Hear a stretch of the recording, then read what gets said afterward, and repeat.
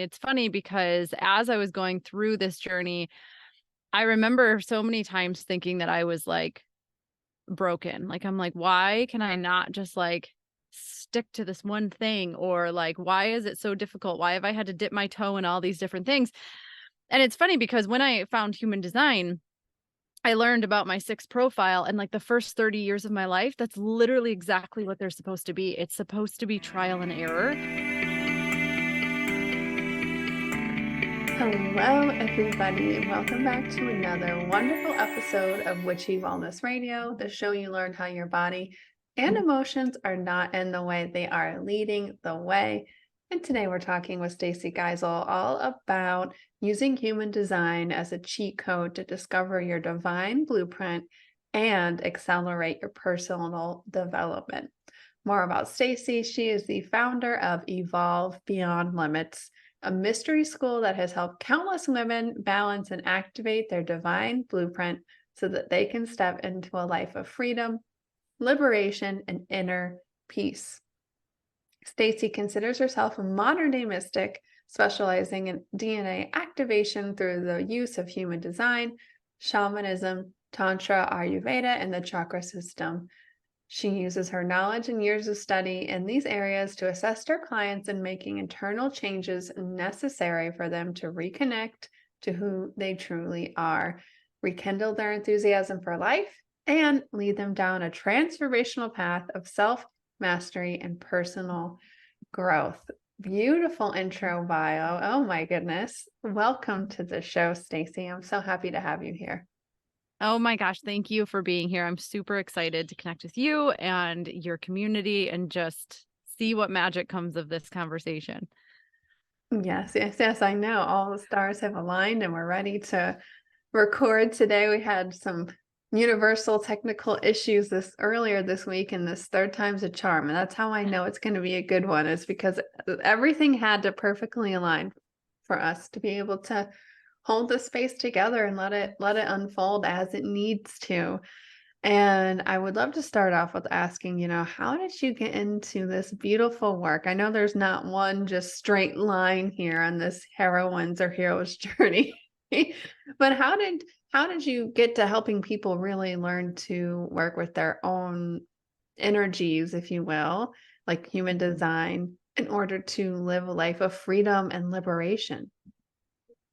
Oh, such a good question. And you're right, not a straight path by any means, as it very, very rarely is. And it's funny because as I was going through this journey, I remember so many times thinking that I was like broken. Like, I'm like, why can I not just like stick to this one thing? Or like, why is it so difficult? Why have I had to dip my toe in all these different things? And it's funny because when I found human design, I learned about my sixth profile, and like the first 30 years of my life, that's literally exactly what they're supposed to be. It's supposed to be trial and error. And I'm like, why could I not have known this earlier so that I didn't feel like a complete failure over and over and over again? And like, I could have understood that this is part of the path, and all of these pieces that I've collected along the way would ultimately bring me to my mission, to my purpose in this life. And so all of that to say that I'll try to make a very long story pretty short. Is I started in nursing. I went to school for nursing because at 21 I was like, I'm so behind in life. I don't know what I'm gonna do with my life. I know I want to help people, and the only thing I know how to help people is like nursing. Go be a doctor. Like, they only teach you so many things, right? And so I was like, I'll go be a nurse because they're respected. You can get a job anywhere. Like, it was a very like safe, logical choice for me. So I thought, because like looking back, I'm like, I had never stepped foot in a medical anything. And I was like, I'm just going to go to nursing school because why not? And so, yeah, why not? Right. And so after like 7 years of nursing, I just like had this feeling. I was like, I'm good at it. Yes. And there's something missing. Like, it just doesn't feel like this is the path for me. I don't know what that path is. And I call that was around like 28. I like to call this the quarter life crisis that no one talks about.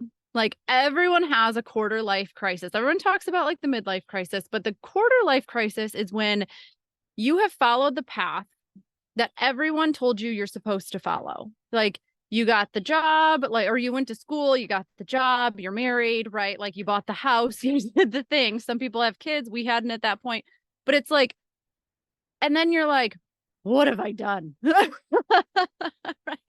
Like you have this moment that you're like, I don't even like what I'm doing, but I've spent all this money doing like to get this degree. And so now I have to do it. And it's ingrained in us that, like you just get a job and it doesn't, you don't have to love it. You just got to do it. Right. And then someday you'll retire from it. And someday you're going to be able to, do the things that you want to do in life. And that just never felt like something that I could pursue. And so I had my quarter life crisis and was just like, ended up starting, a business that I was doing fitness for special needs, always really into like the body and like health and wellness. And then started like utilize that to become, that was my breadcrumb to get into nutrition coaching. As I got into that, we went down the road of holistic health coaching because as I was a nutrition coach, quite frankly, it was hard for me to, like, I wouldn't have said this then, but now I can look back and be like, I was definitely on the verge of an eating disorder. And just like becoming obsessed with the way that my body looked, the way that like all these things. And I just remember that I was crumbling. Like on the outside, I looked like I had all these things. Like I had a thriving business, 2 of them actually. We lived on the lake. Like I was in this place of like my body. I had the 6-pack that everybody always wants. Like I've got these good friends around. I've got all this stuff. And on the inside, I was like, I hate myself. Like, I hate this life that I've created. I feel like, and I couldn't put words to it then. It just felt so heavy and so inauthentic that I was like, I need to get help. And so I started working with a coach and like just really went down the holistic health path. And from there, it just went deeper and deeper into the fact that like we have these 4 bodies that we're always navigating. We've got our physical body and our mental body and our emotional body and our energetic body. And we can't just focus on one. Like we have to become this whole being. And so that led me more into like the energetics and learning all these different things. And then human design was it was really the last thing to come about. And it was one of those things that I actually tried not to get into it. Like I was like, yeah, this is cool. Don't really care. Like, and then like, like those things that you are meant for you, like you can't get away from them. And it just kept like knocking at my door and knocking at my door. And I finally gave into it when I saw the profound impact that it could have, not only on individuals and learning about themselves and like your authenticity and how you're meant to move throughout the world, but how those dynamics work within relationships. And that's the piece that just took me over the edge, because I was like, I think a lot of times when we're on this personal development journey, you learn a lot about yourself, and that's very cool. And you kind of go in this little hole and then like you emerge and you're like, oh shit, there's other people involved in this process. And like, it's not that simple when you start working with these other energies and like all of that. So that like really took me over the edge. And I was like, oh, if we can use this like very tangible system to help people understand not only themselves, but the relationships that they're in, the relationships that they're creating and like they're navigating. Whoa. So anyway, there's a long story to how I got here. And ever unfolding too. And I love what you said about the relationship part, because I think when you go through these kind of journeys or crises or dark nights of the soul, or whatever you want to call it, you realize there's a lot of unhealthy relationships or people who end up just leaving your life. But now, once you kind of know who you are, or like know the way that things work, if you will, you still have to be a part of society in a way, in relationships with people, short-term, long-term acquaintances, close people. And it's like, who am I in those situations? Because sometimes it's so easy to be able to just be love and light and just be by yourself.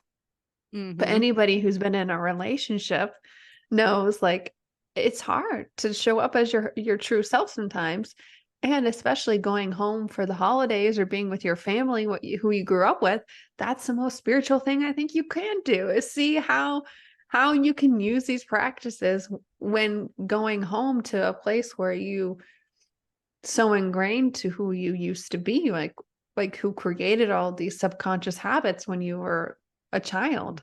So I Yeah. love what you said, because I think some people can be on their spiritual high horse, but they can spiritually bypass actually having connections with people because XYZ, they're not on this path. They don't understand this work, or whatever it may be.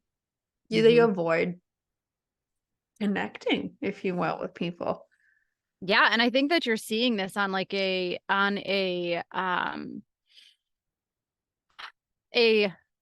like consciousness level, but like at like a just on a grand scale, is you're watching the separation between people happen. And it is like, it's the separation that I mean, I noticed too, in like a lot of the spiritual world and different things. Again, everybody wants to think they're love and light, and like, red flag. If you think you're nothing but love and light, like, you're missing the point of being a human. Like, we're all of it. We're every emotion and we're meant to experience every emotion.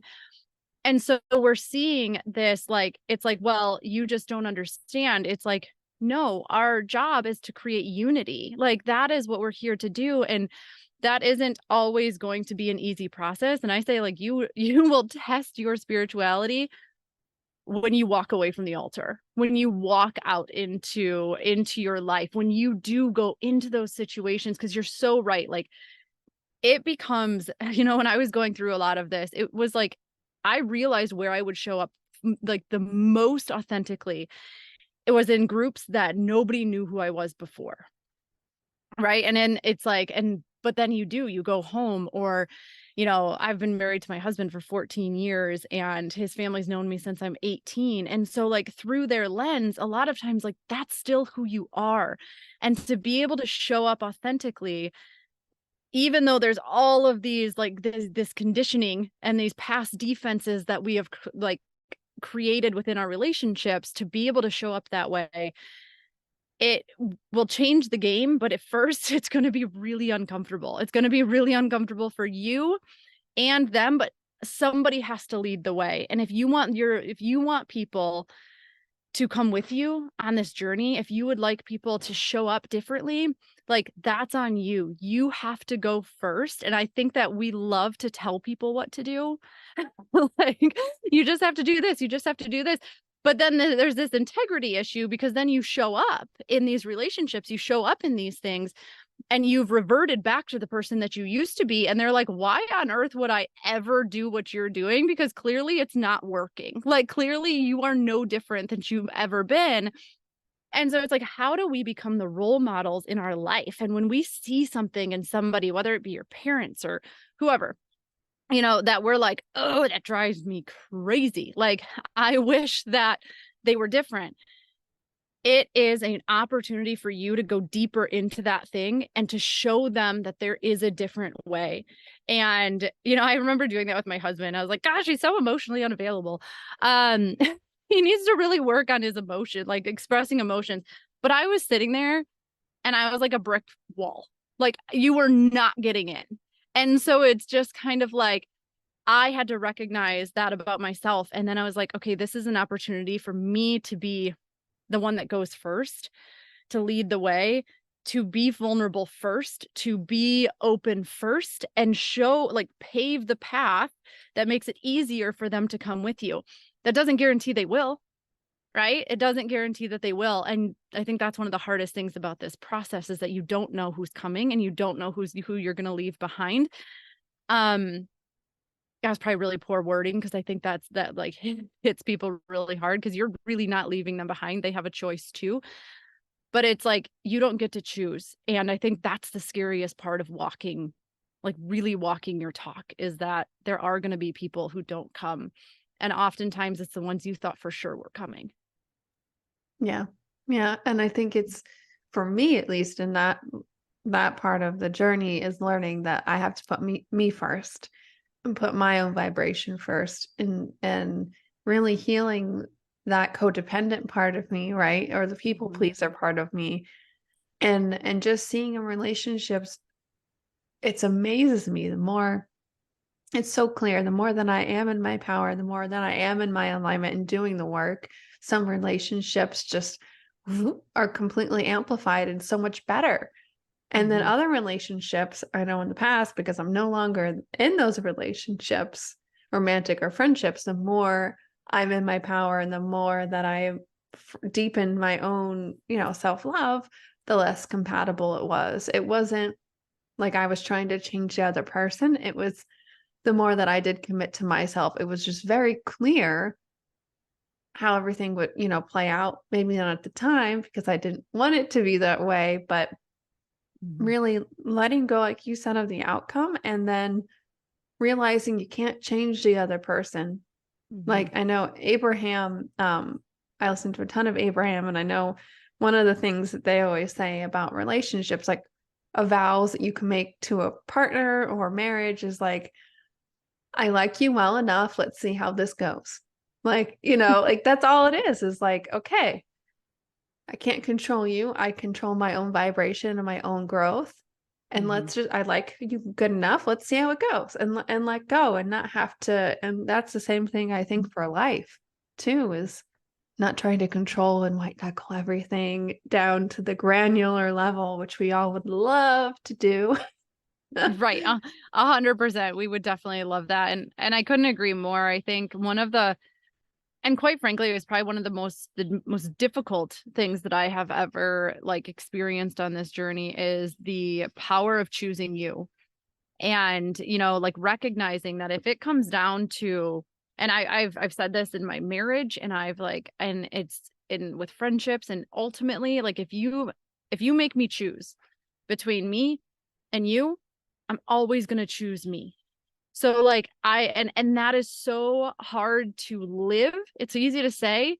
It's really difficult to live because again, choosing me means that that might not be the relationship that I thought it was. It might mean that that person doesn't come with me any longer. It might mean all of these things, but ultimately every time I choose you over me, I'm building resentment. I'm building bitterness. Like there are these things that I'm building in that relationship that are going to it's going to crumble at some point anyways. And like I just it's not fair for anybody, you know? Mm-mm. Mm-mm-mm. And I would love to jump into more of the human design aspect, because I think before we know how to put ourselves first, before we kind of can dive into that part, I know human design is a huge part in your practice and helping other people. Like, okay, how do we kind of function? What are the energies that we're literally built with? How can Mhm. we best support ourselves? What are things to look out for? What are our superpowers? That kind of helps us build this foundational knowledge so we can start to tune into what does even intuition feel like for me, and, Mhm. and be able to put ourselves first. So if you could give us a rundown on human design and I guess how you use it when you help other people and your clients. Yeah, I would love to. So for some people are familiar with human design, some people aren't. And essentially, human design, I consider it just like your divine blueprint. It's who you were born to be before like you became who you thought you had to be, right? And so it's this really beautiful and I don't like things that put people into boxes and because I think that sometimes we can utilize those things as um defenses or excuses to just stay the same, like that's just the way that I am. Well, if it's destructive, then that does not need to be the way that you are, like, you're choosing to do that, and this was something that I really love about human design. If you go on and you can go to my website or anywhere and you get your human design chart, you're gonna notice that there's some of the chart that is colored in, there's some that is, white space. The whole chart is you, and essentially, there's 5 different types in human design, that's, like, the first layer, and the way that it works is that everybody in the collective is meant to be this unique puzzle piece. And we're all meant to fit together. And unfortunately, because of the way that things are, um, and it's okay, we're learning through this, we're growing through this. Nobody knew any better, but it's a matter of like, we're always trying to get people to be more like us rather than really empowering them to be themselves and like just honor all the things that they have to give. So you see this chart and you're like, what the heck is this? Because that's what most people are like, oh my God. And and then this is where I come in. But essentially, all the defined pieces of your chart, which is the spots that are colored in, this is what you radiate out into the world. It's where you're more consistent. You're like it's like the radio signal that you're putting out to the world, and you're meant to teach these things. But even within those colored defined spaces, you have a very high vibration that you can be operating at that is empowering to you. It's empowering to the people around you. Or there's a low vibration that you can be operating at that is very destructive to both yourself and the people around you. And you're radiating it one way or the other. So it's our responsibility to be aware of, am I radiating the high vibration or am I radiating the low vibration? And if I am low vibration in this, like, okay, I know how to shift. I know how to come back. I know where I want to be. And even when people know these things about you, it's really fun because it takes away the personal of it. It's like, and you can kind of laugh at yourself. Like, this is where the self-love piece comes in, because you're like, okay, I see it. Like, yep, like I'm not going to take this personal. I just know that like, this is where I'm at and I know that I can shift. So let's move, right? Like, let's move out of it. So you have that, and then you have all this undefined space, and the undefined space is the white space in your chart. And this is where you're truly limitless. This is where you learn from everybody around you. This is like you start to develop your stories and what is like who you are, through like observation and through your relationships and through these different things. And you get to fill this space with whatever you want. And so the way that I like to really talk about this part is like the white space in your chart is like an empty bucket, and you get to fill it with whatever you want. Now, when I'm working with people, the first step and why we start with you, regardless of the relationships, the most important relationship you have in your entire life is the relationship you have with yourself. It's where we often hold the most of our stories. Most of the things that are holding us back are held in these buckets because that's what we've been taught. And so we have to go into the buckets and be like, okay, well, this one is no longer serving me. So we're going to pluck that one out of the bucket. We're going to pour the bucket out and we're going to fill it with something different. We're going to fill it with something that is serving me. And 3 years down the road, we might need to refine that bucket again. And so you just need to keep evolving in this. And which I think is such a beautiful thing, and why I love the human design system, because it's fluid. It grows with you. It evolves with you. It's never this stagnant chart that like, this is it.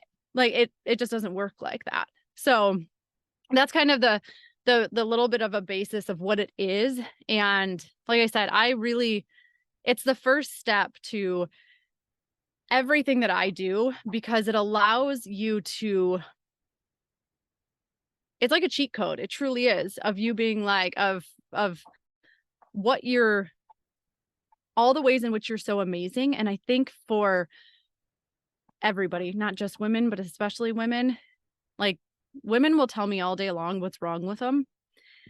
And they really struggle to tell me what's so great about them. And so part of what I do in the beginning is like, can I get you to see through the lens of all the people who are looking at you and think that you're so amazing? Like, can I get you to see that too? Because when you start to step into that, like you said, the game changes, like everything changes for the better. So that's a little bit, but let me know like what else you want me to go into detail on. Yeah. No, it's such a beautiful way to communicate that human design. And that's, it's based with so many things. Like it's based in astrology too. Like it pulls from so many different ancient practices. And I'm more familiar with astrology, but it's my belief is the same thing. It's like, here are the energies we came into the world with. And then we get to continue to grow and fill those buckets up with what we want. But it's like, from my perspective, it was like we chose to come into this lifetime based on these certain energies so we can be prepared to learn XYZ. We might not know in what detail what life we're coming into, but we know that it sets us up to this like ripe opportunity for us to expand and to grow and to learn. And I think that's like what astrology and human design, how it shows us, like these are those energies that we decided to come into this being, this lifetime with, which is just so cool to me. But it's changeable. It's supposed to be, like you said, it's not keeping you in the box. It's setting you up to propel you outside and beyond. Yeah, 100%, 100%. I think there's so many lessons that we come to learn, and it's just a really beautiful thing to have these tools. I think about this all the time. I'm like, I was going through a hard moment. I go through hard moments all the time, but it was a specific one. And I had like a practice, and then I have a really good friend who's into astrology, and I have different things. And, I was like, I reached out for help and was like, hey, is there like something going on, like with what the energies, like what's happening? And she was like, yeah, this is what's happening, blah, blah, blah.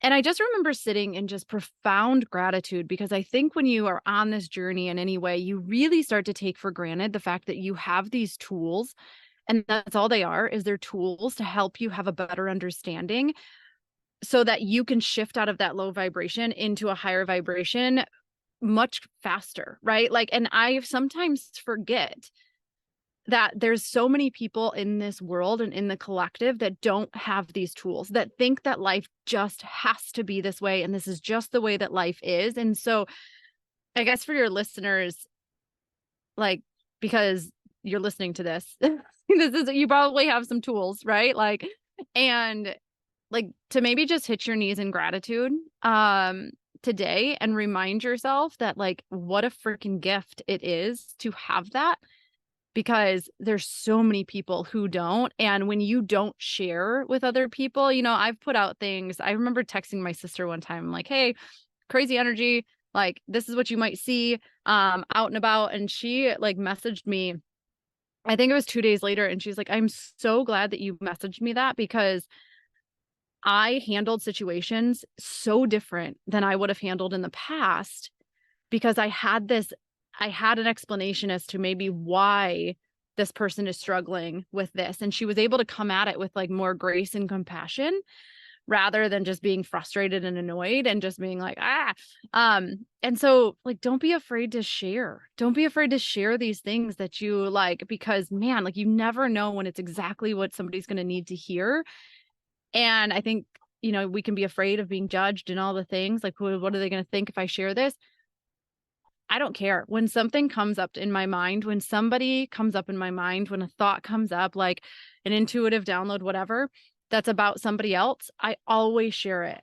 And like when I have a dream about someone, always share it. Like I do not take that lightly. And it's just like, I don't care what you do with it. I don't care if it means anything to you.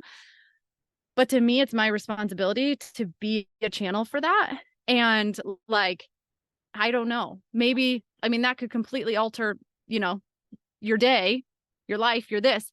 I don't really care, but just don't be afraid to share those things when you get that hit of like, man, I really feel like this could benefit somebody in my life. Even this podcast, like that you're putting on, and like share this with people. Share it when you hear an episode and you're like, goodness gracious, this really reminds me of this person. You don't know if they're going to listen. Who cares? Who cares? But they might, and it might change their life. Yep. Totally. And that's why I started the podcast years ago, to be honest, was like I had grown and learned and so many intuitive downloads from other people's podcasts and books and things that I've seen. I wanted a platform for other people like you to be able to share their light and just keep amplifying that beautiful light and high vibration into the world. And it's like, even if you get the intuitive download, like, oh, I really like what Stacy's talking about today, follow up. Go to her website, see what she's got going on. Like take the next best step. Don't just listen to something and be like, huh, that really made sense, or that really hit home. Cool. And then not do anything with it. Maybe it's Action. applying, yeah, action, the aligned action. When you Mm, have the alignment, when you have the inspiration, it's about taking action then. Because I mean, Abraham, I'm a huge law of attraction Abraham person, like always says, one person in alignment is more powerful than millions who are not, which just means connected to who you really are. So mm, never doubt those quote unquote tiny things that you may do when you get those inspiration, that mm. alignment hit. That amplifies in your life, but also just like the collective consciousness itself. Yeah, and just learning to trust it, you know? And I think Yes. here's the thing with intuition is we're all born with it, and we learn to shut it down very, very early on in life because we're told that that's just not the way the world works. Like we're a very logical world, and that's okay. Like we need logic for certain things. And so when people, when they're because with human design, decision making, none of it is made with your head. When it's decision making in your own life, none of it is made with your head center, and that kind of blows people's minds. It's all body wisdom, which is why I love that we're having this conversation. But it's like, and they're like, well, how do I know? And I'm like, really, it's a trial and error experimental thing, like because your intuition is going to hit different than my intuition is going to hit. And the only way that we really develop, it's a skill just like anything else, we've got to practice. And so keeping a journal even of just like, hey, I had this, maybe I had this dream about somebody, or I had this hit to reach out to this person or get on the website, and then like watch, like literally write down what comes of it, and it's just kind of like this reminder of, oh, like, yeah, I can trust myself. I can do that. And everybody's going to be so different. Like before I understood what intuition was, I remember that for me, it was like this feeling in my gut that I couldn't get rid of. Like it didn't matter how hard I tried to go in a different direction or ignore it or like, just distract myself from it. It always came back. And that was when I knew that something was like I had to do something and I had to take this leap of faith. And I think for me, it was always easier the bigger it was. But the smaller it was, that was like learning how to trust your intuition in the little moments, I think is actually because it's not as loud, and like the body whispers, the mind yells. And so like you're not going to get this like flashing red light of like, this is it, right? And it's not going to be like screaming and give you like a party. It's going to be like, move, go do the thing, check out the website, do whatever it is. Like it's just like go on the trip. Like it's so quiet, and learning how to be really present in your life and in your body and giving yourself that space is so important when it comes to honing in that intuition, because it is like it will change your life when you can learn to listen to that body wisdom and not let your head get involved. See, yep. I was just like nodding my head over here because, and I do think like I had to learn that, and some people might relate to this too, to the point where my body did have to turn off alarm, but not in a party way alarm. Like, hey, there's some really serious physical things happening with you because you keep ignoring this, and we need to Mm, wake you up to actually listen to this. And and when those things happen, it's from a place of love, to get you on the track, to get you to start to listen to those little voices. So it doesn't mhm, have to be a big voice like a diagnosis or a divorce or like those things are all happening for you. And it's not, and sometimes people think, well, what if I would have known better? I could have done mhm, something different. Well, what if that path of least resistance was how it rolled out? Like you didn't know better. If you knew better, you would mhm, have done something differently. But what if the diagnosis, what if the big thing that's blowing up right now was the easiest path to get you to where you are now, to keep going on the path, to keep expanding, to keep mhm, embodying more of who you really are. And I mhm, wanted to ask you, how can we do, so we're talking about intuition and human design, but like, how do we start to use the human design aspects into like really amplifying our own strengths and like and becoming like our higher selves and embodying that power this lifetime? Mm, love this question. I think there's so many different things that I could probably pull out of that. I think one of them in human design, and this is kind of a universal law, I would say. And so I'm gonna take it from a human design aspect, but I think that it can be profound for anybody who's listening, is that like within human design, again, any decision in your life that is about your path, where you're supposed to go next, what you're supposed to do next, all of that is going to be through your body. So it's either like if you're a generator, a manifesting generator, it's going to come through this sacral motor, like this gut feeling. There's also like a splenic. You can be a splenic authority where it literally comes from your spleen, and it's like this. It's this yes or no based on your health and well-being. You and I, like, we have an emotional wave that we have to ride out, but ultimately it still comes back to our sacral motor. It could be through the words that you speak, like, but it's all body driven. And that's like one of the biggest things that I see with other people is everyone wants to use their head to make their next decision. And this is like a huge no-no in human design, because your head center, you can use it all day long to solve other people's problems, to come up with ideas for other people, to like you can use your head center all day for that. But you can't do that to understand your next path forward, like your next step forward. You've really got to tune into your body. And I always talk about, I heard this one time at a conference that I was at, and he said, if you want success, go with your gut. If you want safety, go with your head. And your head's always trying to make sense of everything.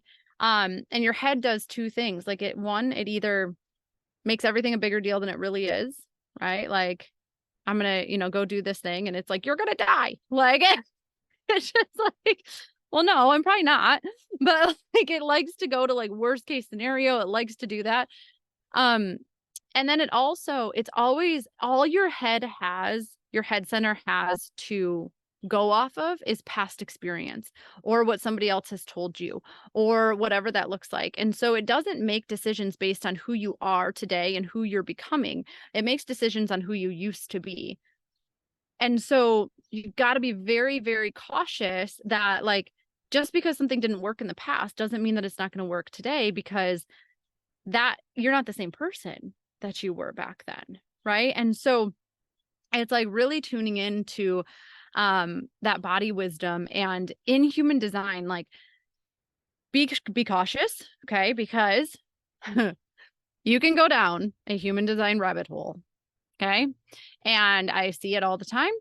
They know all the things about their human design, but they don't really know what to do with it, and they don't know how to implement it in their life. And so just be cautious. Like I love to say that I am truly like about embodiment. And so it's like, if you're going to do it one layer at a time.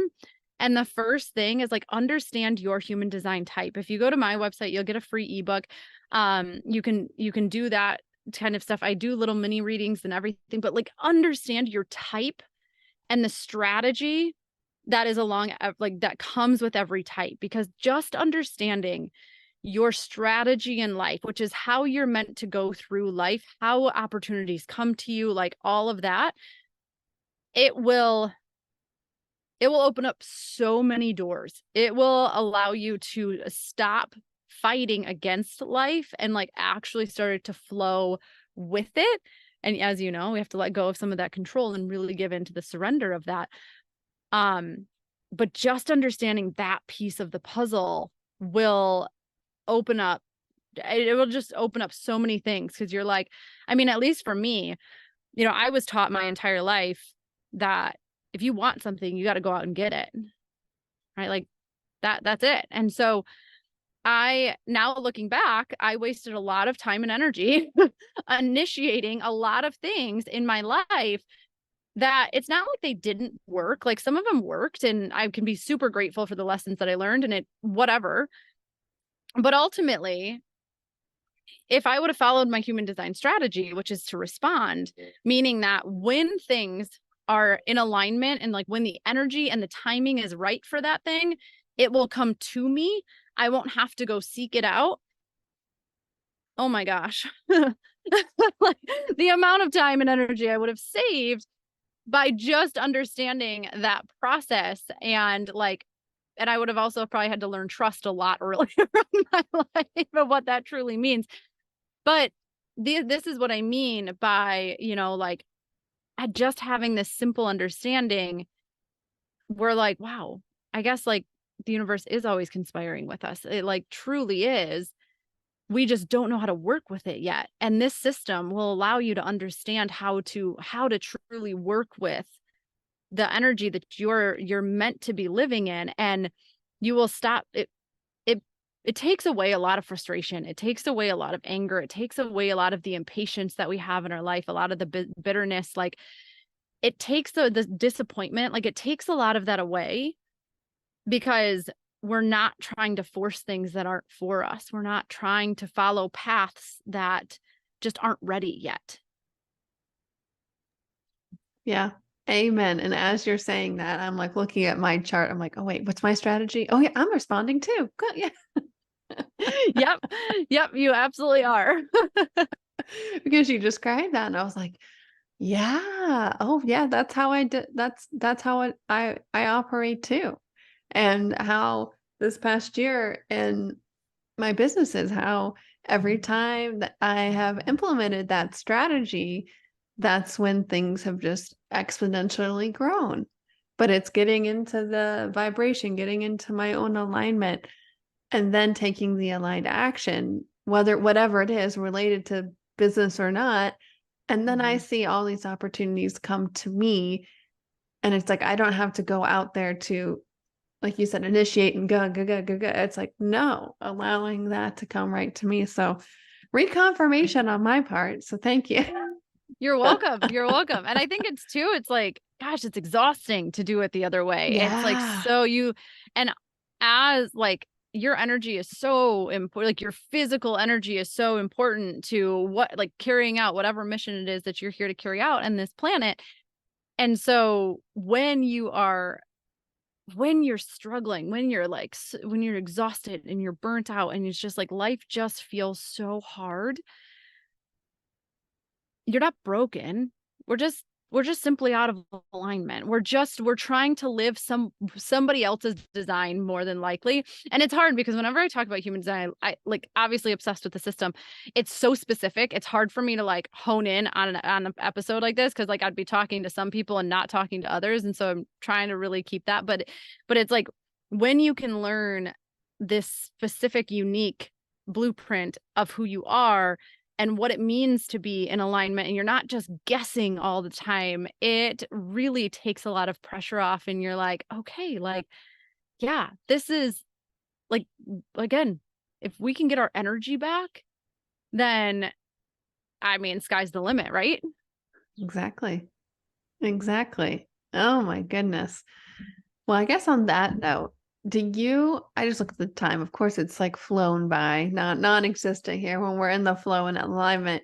Was there anything else, Stacy, you feel called to speak about or like wrap up before we start to close the show down today? You know what? I trust kind of just whatever came through. I don't even remember what I said. So I trust what was said in that moment, and that hopefully that will, you know, ripple out to the people around you. I guess like as I'm talking, I'm like, well, um, I guess it's just like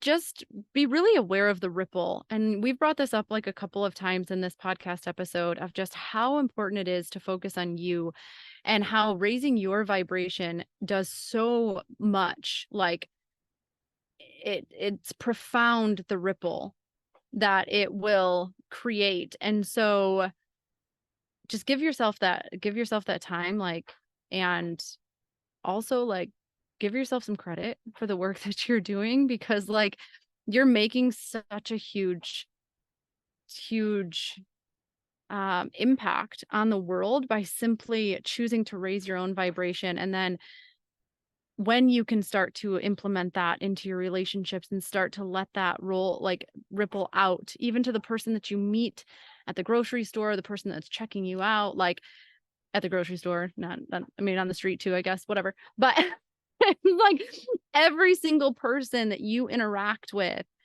how can you show up in that really high vibration? Because you just don't understand the ripple that has. And maybe you do, but if you don't, like, it all matters. And that's what I got.